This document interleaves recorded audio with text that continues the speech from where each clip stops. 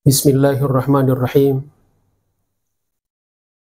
Assalamualaikum warahmatullahi wabarakatuh.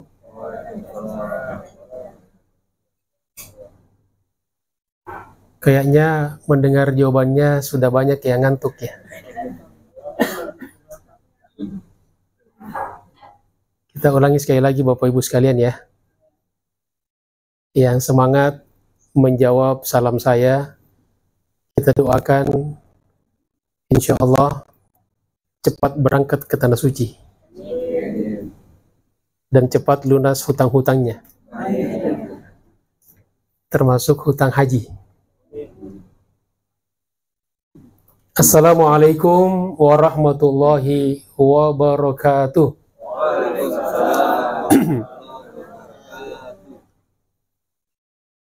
Insya Allah semuanya berangkat ke Tanah Suci.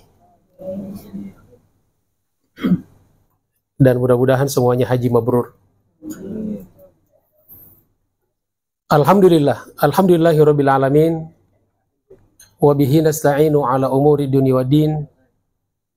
Allahumma salli wa sallim wa barik ala hadzal nabiyil karim war rasulil azim wa ala alihi wa sahabatihi wat tabi'in wa man tabi'ahum bi ihsanin ila yaumiddin. Subhanaka la ilma lana illa ma 'allamtana innaka antal alimul hakim.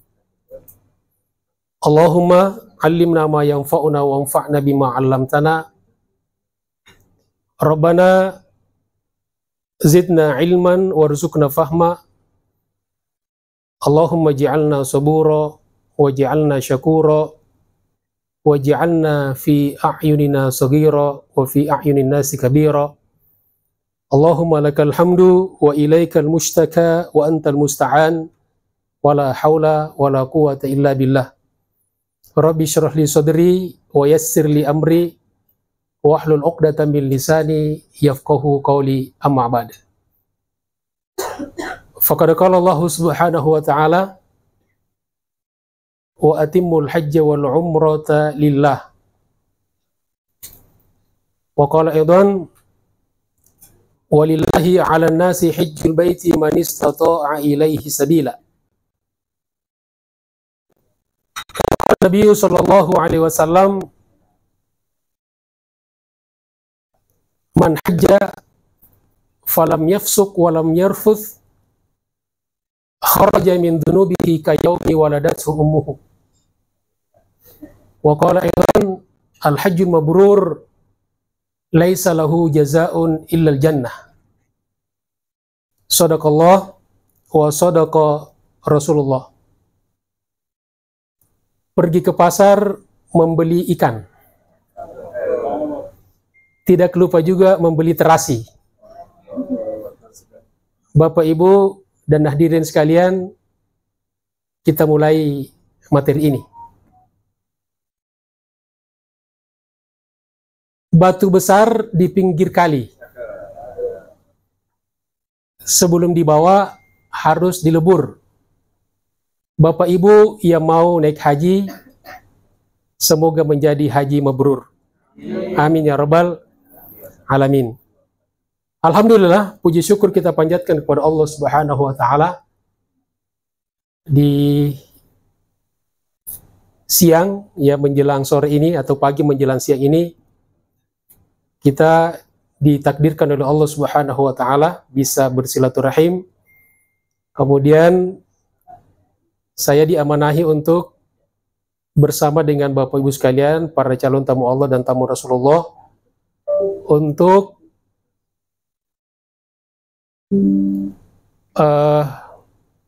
bersama-sama dalam acara manasik haji yang insya Allah bertujuan untuk sebagai ikhtiar kita untuk memantaskan diri kita sebagai tamu Allah dan tamu Rasulullah. Jadi karena ini bertepatan juga dengan menjelang kedatangan bulan Ramadan, maka sebagaimana tarhib Ramadan ini sama dengan kita juga mentarhibkan diri kita untuk menunaikan ibadah haji. Artinya bagaimana kita bisa memantaskan diri kita mempersiapkan diri kita untuk insya Allah bisa melaksanakan ibadah haji. Dan semoga harapan kita semuanya dikabulkan oleh Allah Subhanahu wa taala, yaitu mendapatkan haji yang mabrur. Amin ya rabbal alamin. Materi yang diamanahkan kepada saya untuk disampaikan dan didiskusikan dengan Bapak Ibu sekalian yaitu fikih haji. Ya, ini nanti banyak berkaitan dengan persoalan-persoalan teknis, persoalan-persoalan hukum yang berkaitan dengan tata cara pelaksanaan ibadah haji. Memang Bapak Ibu sekalian, di antara yang membedakan mempelajari bab tentang haji dan mempelajari bab-bab atau tema-tema yang lain, tema-tema keislaman yang lain, misalnya sholat, puasa, itu bahwa kalau kita berbicara tentang haji dan belum pernah ke sana, maka selalu ngambang. Selalu ngambang.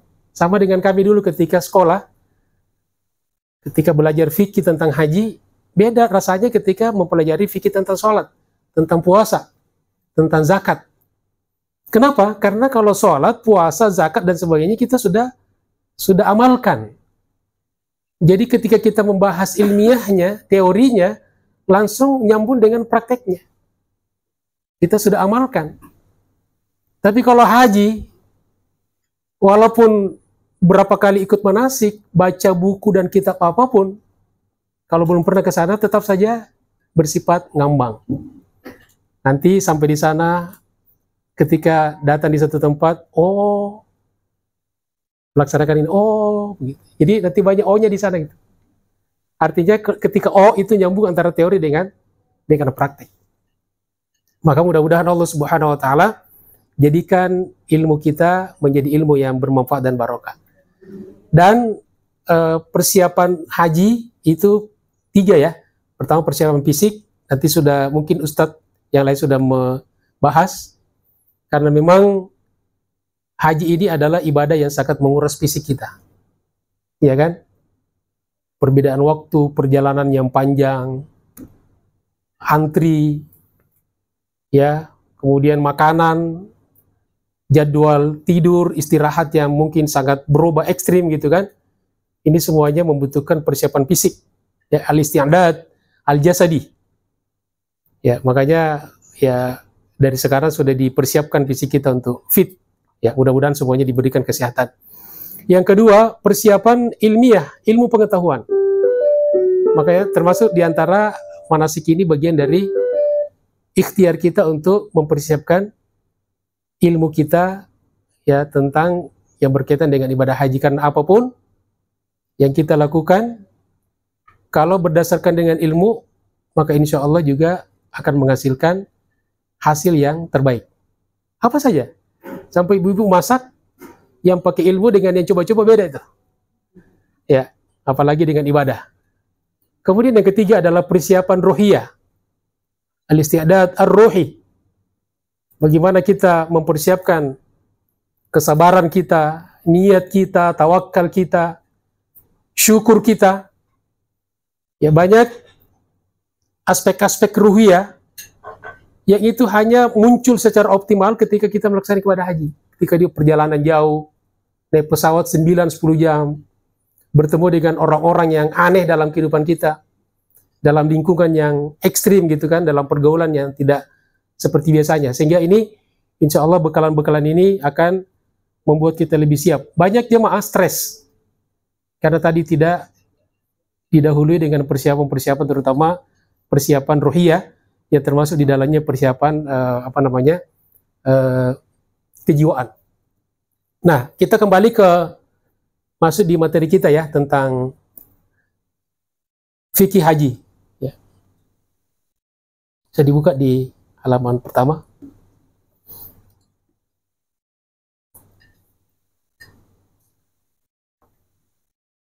Ya, jadi sebagai gambaran awal bahwa dalam pelaksanaan ibadah haji itu ada 3 bentuk, ada 3 cara, ya ada 3 tata caranya. Yang pertama namanya haji tamattu. Tamattu. Ya. Yang kedua haji ifrad. Dan yang ketiga haji qiron. Bukan haji kirun ya.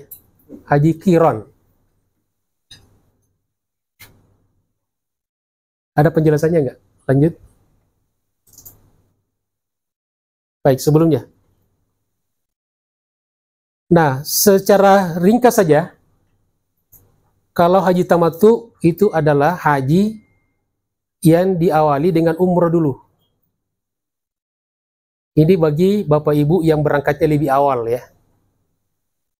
Kalau ibu-ibu ini rencananya tanggal berapa berangkat nih? Lebih awal ya. Jadi ini insya Allah bisa dipastikan tamattu.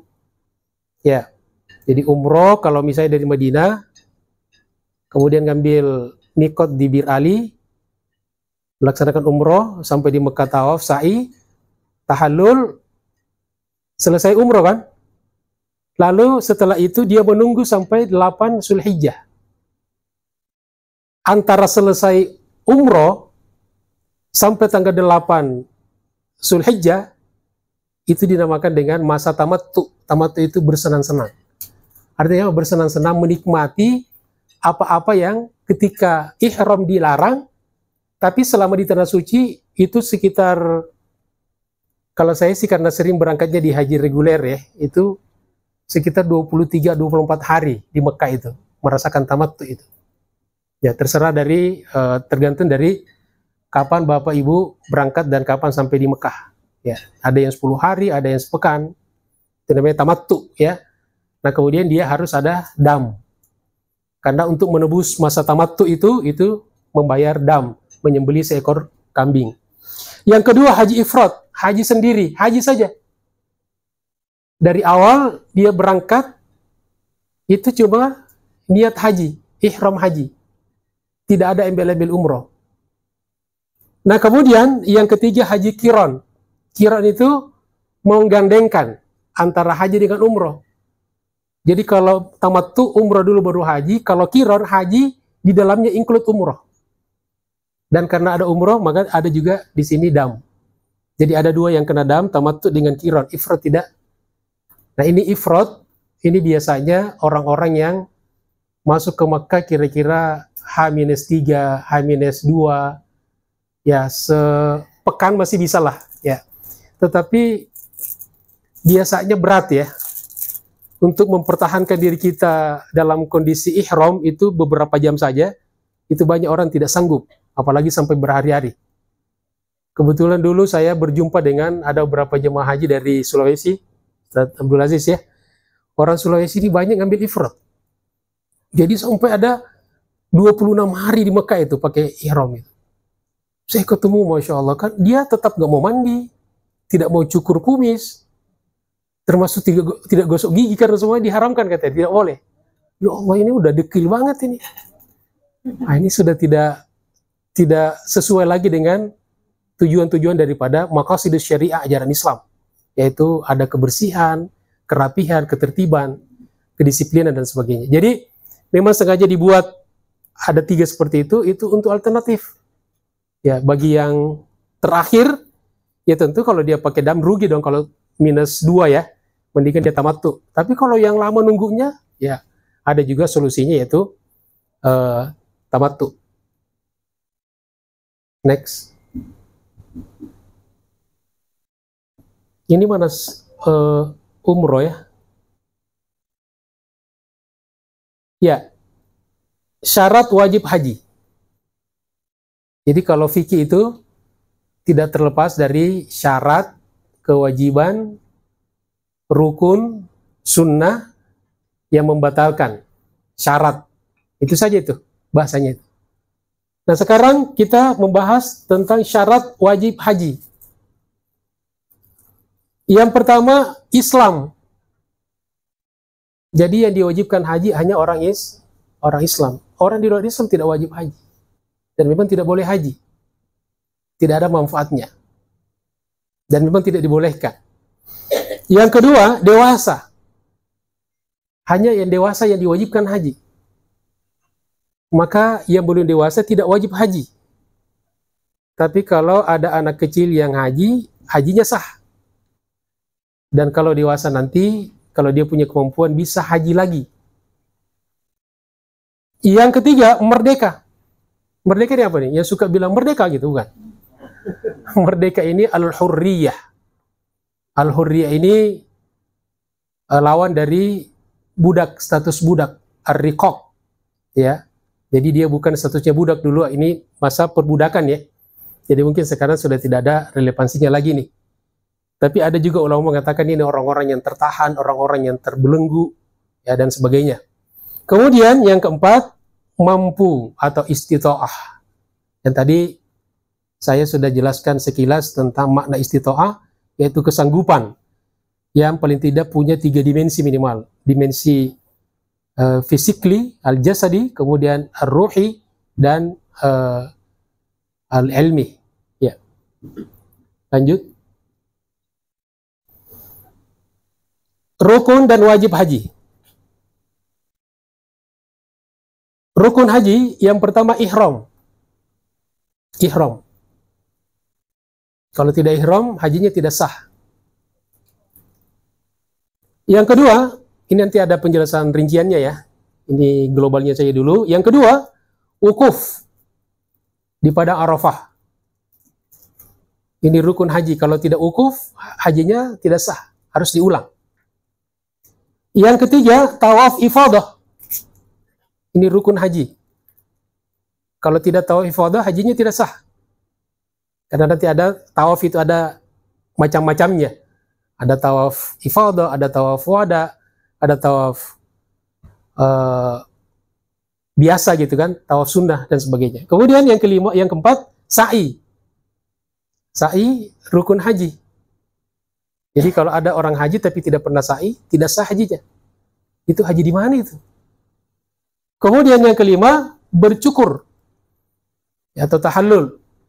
Ini juga merupakan salah satu rukun daripada ibadah haji. Ya. Nanti akan ada penjelasannya nanti. Berikutnya wajib haji. Yang pertama ihram dari miqat. Wajib ihram dari miqat. Kalau yang rukunnya itu ihramnya, kewajibannya harus dari miqat. Kalau kita dari Madinah, maka miqatnya ihramnya di Bir Ali. Kalau ihramnya dari Jakarta, ya, ini ada ikhtilaf nih. Ada perbedaan pendapat. Ada yang mengatakan boleh di Jeddah. Karena fatwa ulama, Hayatul Kibar Ulama di Saudi Arabia, itu mengatakan Jeddah boleh jadi miqat. Ada juga sebagian orang Indonesia, itu pokoknya miqatnya harus di pesawat. Ya. Ada juga yang sampai miqatnya di bandara. Ya. Dan ini mereka-mereka ini pokoknya gitu kan, kalau sudah punya prinsip gitu kan, ya tidak mau berubah gitu. Walaupun dijelaskan sama ustadznya, mereka sudah punya doktrin di kampung gitu kan. Ya sama tadi dengan haji tamattu itu. Ya kalau di Goa, di kampungnya Pak Ustadz Harun ini, tamattu itu dibilang haji tabattu. Jadi kalau tamattu tidak sampai kata. Makanya mereka menghindari haji tamattu itu. Dia harus haji ifrad. Ya. Kemudian yang kedua, meninggalkan larangan ihram. Itu juga kewajiban-kewajiban nanti ada apa-apa saja yang dilarang dilakukan oleh orang yang sedang ihram. Kemudian yang ketiga, mabit di Musdalifah setelah dari Arafah. Kemudian yang keempat, mabit di Mina. Kemudian yang kelima, melontar jumroh. Kemudian yang keenam, tawaf wada. Tawaf perpisahan. Ya. Ada keterangannya itu, haji tidak sah ya apabila salah satu dari rukun tidak dilaksanakan. Kalau wajib ditinggalkan, jika meninggalkan salah satu wajib haji, maka haji harus membayar dam. Ya. Makanya orang-orang haji ini harus banyak bawa bekalan dolar ya. Ya, nanti kalau melanggar keluarin dolar. Dan saya dengar-dengar sekarang harga kambing melambung sekali Ustaz, ada Sampai berapa ratus dolar itu kata teman-teman. Ya. $200 sekarang. Baik, lanjut. Kayaknya saya harus berdiri nih ya.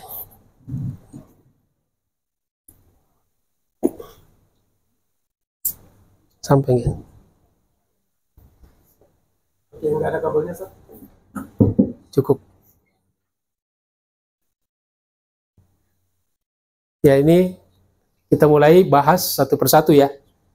Pertama, ihram. Ihram didefinisikan memakai ihram dan niat untuk melaksanakan haji atau umroh dengan melafazkan labbaik Allahumma hajjan. Bisa kita ucapkan sama-sama, labbaika Allahumma hajjan. Ya. Kalau umroh, labbaik Allahumma umrotan. Harus jelas itu. Dan inilah salah satu ciri khasnya ibadah haji dan umroh. Kalau ibadah-ibadah lain itu pada prinsipnya an-niyatu fil qalbi, niatnya itu di hati. Kalaupun dilafazkan itu hanya untuk menguatkan saja. Tapi kalau haji harus dilafazkan itu. Ya, labbaik Allahumma hajjan. Makanya ustadz-ustadz pembimbing itu dibimbing langsung jemaah ketika di bis. Jadi bukan hanya di hotel atau di manasik, tapi ketika di bis, begitu bis bergerak meninggalkan Bir Ali misalnya dari Madinah, itu ustadz pembimbing membacakan lagi, mengingatkan. Karena ada kadang-kadang yang lupa. Ya, ada kadang-kadang yang tidak siap. Padahal niat penting sekali, karena innamal a'malu bin niat. Amal itu ditentukan oleh niatnya. Bapak Ibu sudah bayar mahal-mahal, meninggalkan pekerjaannya luar biasa, tiba-tiba tidak ada niatnya. Ya, maka tidak sah. Sunnahnya memotong kuku sebelum ihram.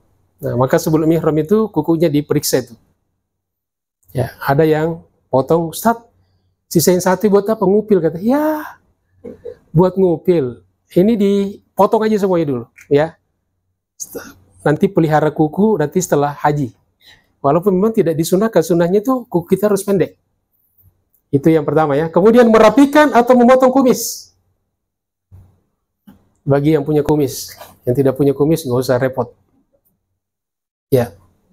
Kemudian yang ketiga, mandi sebelum berpakaian ihram. Ini biasanya di hotel ya. Di hotel. Ya, jangan mandinya di Bir Ali atau di Mikot. Susah, tidak sempat. Dan ramai sekali. Jangankan mandi Pak ya. Nyari bis aja kadang-kadang nyasar. Ya. Kemudian sholat sunnah ihram 2 rakaat. Ini di Mikot. Jadi masuk di masjid, ya, kemudian sholat sunnah ihram 2 rakaat. Di situ Bapak Ibu menancapkan niatnya labbaik Allahumma hajjan. Itu secara pribadi itu. Nah, kemudian berangkat ke bis, di bis dibimbing lagi sama ustadz, sama pembimbing. Labbaik Allahumma umratan, biar lebih kuat lagi. Oke, lanjut.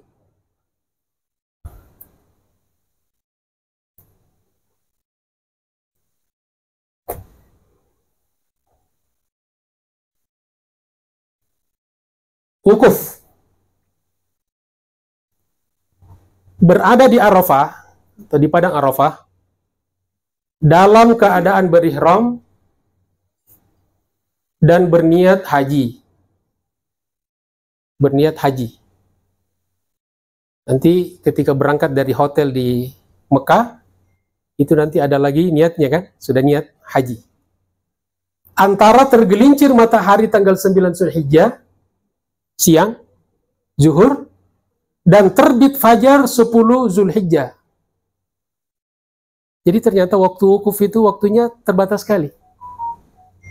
Dari zuhur sampai maghrib. Kira-kira berapa jam itu? Ya. Jadi padahal biasa jemaah apalagi haji reguler itu dari malam tanggal 9 sudah nginap di Arafah. Nah, ini malam-malam ini bukan waktu-waktu afdal untuk ibadah. Belum wukuf itu. Wukufnya itu setelah zuhur sampai menjelang maghrib. Ya, jadi kalau Bapak Ibu mau foto-foto, mau cari saudara, itu yang paginya itu. Jangan pada zuhur sibuk nyari teman, nyari keluarga.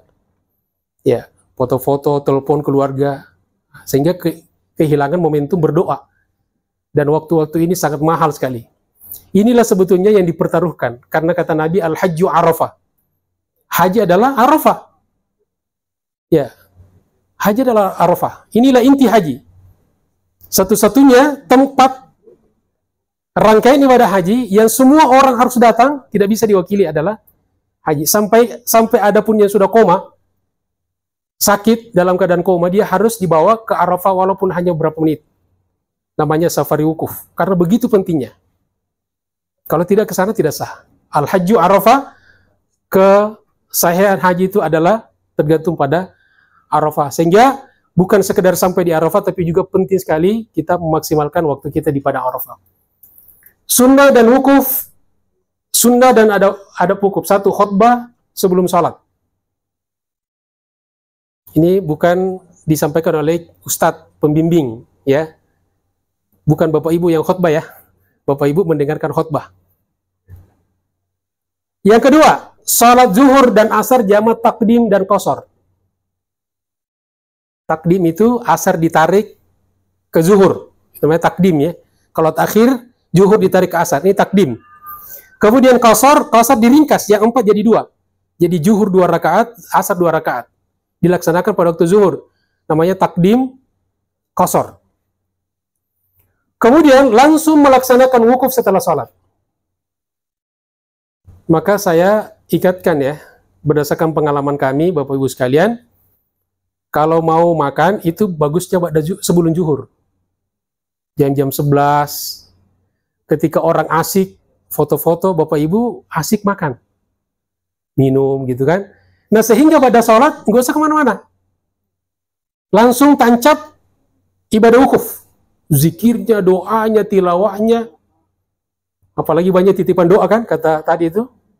Jangan sampai mepet sehingga, ya Allah, terimalah doanya, berikut lampiran-lampirannya itu, kata Ustaz Aziz tadi itu. Ya, ini amanah. Ya. Kemudian, berada di Arafah sampai maghrib. Berada di Arafah sampai maghrib. Jadi waktu, kalau Nabi itu, semakin menjelang sore, semakin serius berdoa. Jadi ada nanti wukuf secara ramai-ramai, kolektif dengan jamaah, dipimpin oleh Ustadz, zikirnya, doanya gitu kan. Nah setelah itu Bapak Ibu ngambil sajadah, mojok, nyari tempat sendiri-sendiri. Suami istri pun misah, jangan sama-sama istri, sama suami. Karena kalau sudah sama suami istri banyak judulnya nih. Nanti ada apa? Telepon anak dulu. Kata suami, nggak usah, nanti aja. Ayo dong, kangen, kasihan gitu. Hanya berantem gara-gara pengen telepon anak. Makanya setelah sholat, istri di sana, suami di sana. Masing-masing sudah menyiapkan doa-doanya, zikirnya, ya, munajatnya, itu sudah dipersiapkan itu. Dan ini waktunya sudah sampai maghrib. Sampai Nabi, itu menjelang maghrib, itu semakin tangannya diangkat tinggi-tinggi. Kalau biasa berdoa begini, ketika wukuf, menjelang sore sampai tangannya Nabi diangkat tinggi-tinggi. Kata Abu Bakar, sampai saya sering mengangkat sorbannya Nabi yang jatuh, lalu saya naikkan di pundaknya lagi. Karena tangannya sudah diangkat sangat tinggi sekali. Kemudian, menghadap kiblat dalam keadaan bersuci, dijaga, biar afdol, di waktu-waktu yang sangat penting itu, usahakan selalu kiblat, dan kalau batal, bisa berwudu lagi. Kemudian tidak dalam keadaan berpuasa. Haram hukumnya berpuasa pada hari Arafah. Untuk jemaah haji. Disunnahkan bagi yang non-haji. Jadi kita-kita keluarga yang tidak haji disampaikan. Kami di sini puasa. Kalian jangan puasa ya. Tergantung tentunya perbedaan matlahnya. Karena kadang-kadang orang di sana sudah wukuf, kita belum. Jadi patokannya itu kan wukuf di pada Arafah di Saudi Arabia. Ya, ada perbedaan lah yang menjadi domain para ulama kita. Kemudian, menjauhkan diri dari pertengkaran dan pembicaraan yang tidak perlu, yang sia-sia. Ini satu hal yang sangat ditekankan dalam ibadah haji, Saya pernah bertanya kepada salah seorang syekh di Madinah, "Syekh, kenapa kalau haji itu yang di pantangan utamanya itu adalah berbicara?" Ya, la rafatha wala fusuqa wala jidala fil hajj. Ada 3 kan? La rafasah. Rafasah itu apa? Ini 100% perkataan. Perkataan yang berbau-bau jorok, termasuk seksual. Ini dihindari ini. Ya. Kemudian wala fusuqa, fusuqa ini fasik, dosa. Dosa ini ada dosa perkataan, ada dosa perbuatan. Jadi di situ ada 50% perkataan. Dan kalau kita di haji, bisa jadi dosanya itu banyak di perkataan. Karena kita mau ngapain, mau kemana gitu. Kemudian ketiga, wala jidala. Jidala perkataan. Berbantah-bantahan. Kadang-kadang cuma persoalan minum. Minum panas apa dingin? Panas dingin. Itu mah demam. Mau kopi apa teh? Debat. Lebih parah lagi, ini siang atau malam. Iya. Ada saja Pak pemicunya. Dan setan ini, Masya Allah, akan selalu memanfaatkan momentum-momentum untuk memicu terjadinya jidal. Ya. Jadi pokoknya ini dijauhkan, diantisipasi. Kemudian yang terakhir, memperbanyak tahlil. Tahlil itu la ilaha illallah. Bawa tasbih. Paling tidak 100 kali. Tahlil. La ilaha illallah. Kemudian tasbih. Subhanallah. Kalau mau lebih lengkap, subhanallah bihamdihi, subhanallahil azim. Inilah kata Nabi yang 2 kalimat, 2 kata yang ringan di mulut, dicintai oleh Allah, dan berat ditimbangkan amal soleh di akhirat kelak. Yaitu subhanallah bihamdihi, subhanallahil azim. Tapi paling tidak subhanallah. Kemudian istighfar. Apa istighfar? Astaghfirullah. Jangan sampai ada orang disuruh, "Pak, istighfar Pak." Istighfar katanya. Istighfar Pak, istighfar. Enggak sah. Enggak ada artinya itu.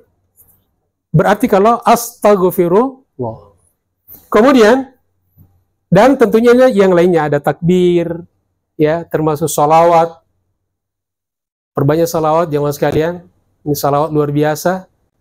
Ibadah yang satu-satunya ibadah yang Allah lakukan. Bahkan sebelum dia perintahkan kepada hamba-hambanya. Innallaha wa malaikatahu yusalluna 'alan nabi. Ya ayyuhalladzina amanu sallu 'alaihi wa sallimu taslima. Maka salawat perbanyak. Allahumma salli ala Muhammad wa ala ali Muhammad. Mau pakai Sayyidina boleh, mau tidak pakai Sayyidina boleh. Allahumma salli ala Sayyidina Muhammad wa ala ali Sayyidina Muhammad. Mau pakai yang redaksi macam-macam, ada salawat nariyah, salawat tafrijiyah, salawat ibrahimiyah. Allahumma salli salatan kamilatan wa sallim salaman taman ala Sayyidina Muhammad alladhi tanhallu bihil uqad wa tanfariju bihil qurab wa tuqda bihil hawaij wa tunalu bihil radha'ib wa husnul khawatim wa yustasqal gamam biwajhil karim wa ala alihi wa sahbihi fi kulli lamhatin wa nafasin bi'adadi kulli ma'lumin lak. Itu namanya salawat nariyah atau tafrijiyah. Dan membaca Al-Quran.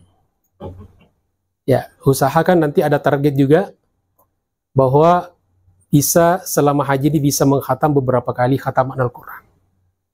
Dan bagus sekali kalau momentumnya salah satunya khatamannya di Padang Arafah. Ini kan kita ibadah ini kan harus punya target-target kan, harus ada perencanaan. Ya, dan kita ke sana ngapain? Kan di sana gak kerja, bukan petugas haji, bukan karyawan, betul-betul jadi tamu Allah, ibadah kepada Allah. Jadi kalau ada orang yang di sana ibadah terus ngapain? Waktunya diapain di sana gitu? Di sana kita nggak cari duit, di sana fokus ibadah, akhirat. Sampai bicara dunia pun sangat dikurangin nih, biar fokus pada ibadah-ibadah yang bersifat ritual, spiritual. Lanjut. Ya, serah dulu ya. Oh, sholat dulu, Masya Allah. Ya, tidak terasa. Baik, Bapak Ibu sekalian, kita break sebentar. Insya Allah nanti kita sambung lagi ya. Terima kasih. Assalamualaikum warahmatullahi wabarakatuh.